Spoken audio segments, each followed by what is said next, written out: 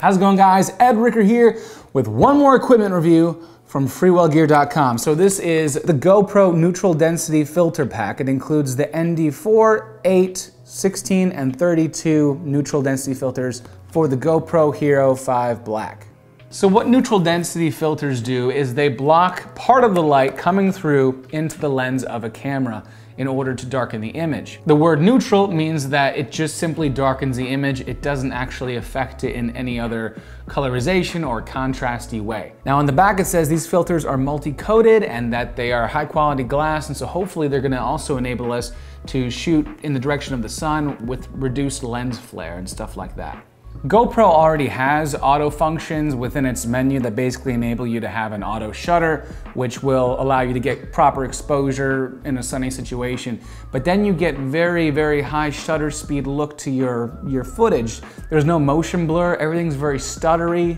You can kind of see in fast movement that every single frame is crystal clear and there's no motion blur. And that doesn't always look good. That can look good for certain types of high-speed sports, videography and that sort of thing. And maybe that works best for you because you're an action GoPro user. But sometimes in order to get a more cinematic look, maybe something with a lower shutter speed to allow a little bit of motion blur, reduce that stuttery image, and kind of make it look a little bit more smooth, you really need to get neutral density filters for your GoPro.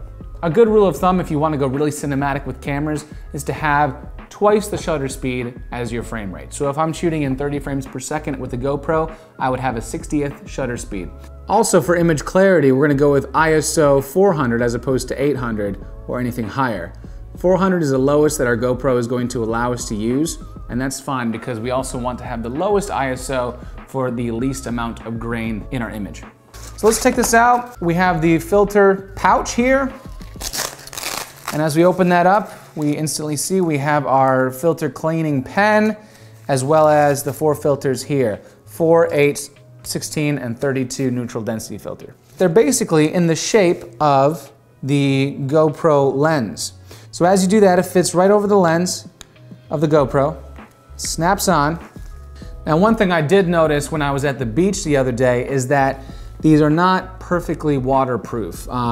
They're pretty good with water. I didn't go down very far, but when I did take it off, I realized a little bit of water had leaked in.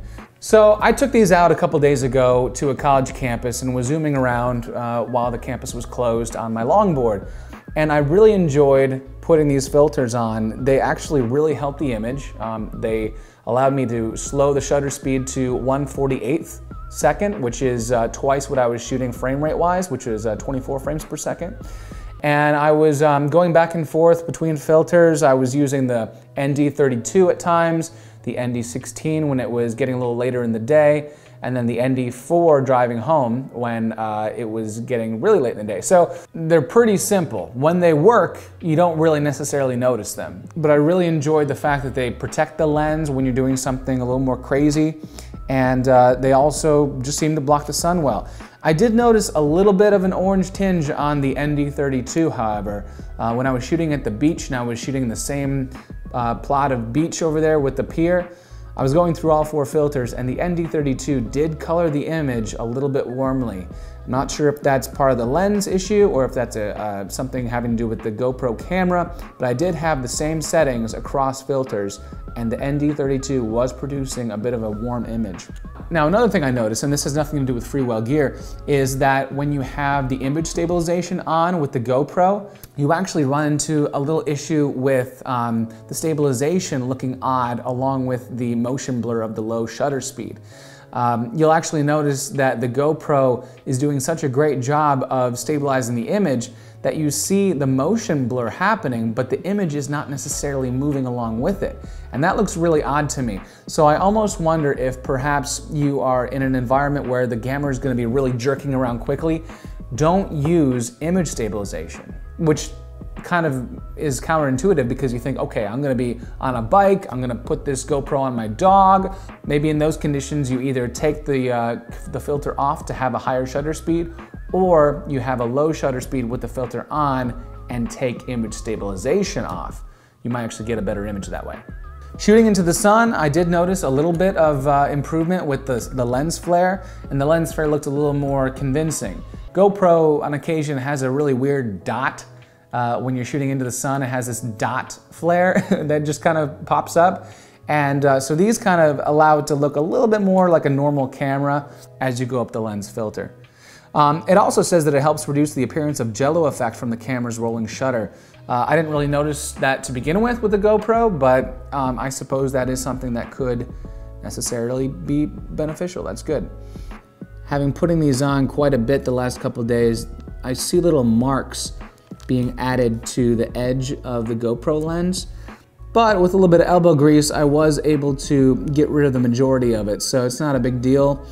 All right, guys, Freewell gear ND filters for the GoPro Hero5 Black. I enjoy them. They're actually really good. I think I will continue to use them. Also, the warmness of the ND32 didn't necessarily bother me too much. I think in post-production, I could probably just affect the colorization a little bit with the lumetri controls of Premiere.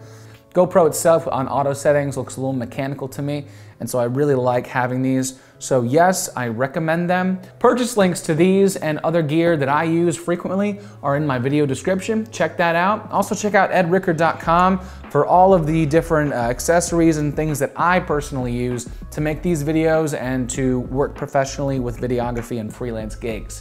All right, guys, thanks so much for watching. Subscribe if you like the video because I'm making videos like this all the time. Plus, I have some really important news coming up in the next couple days.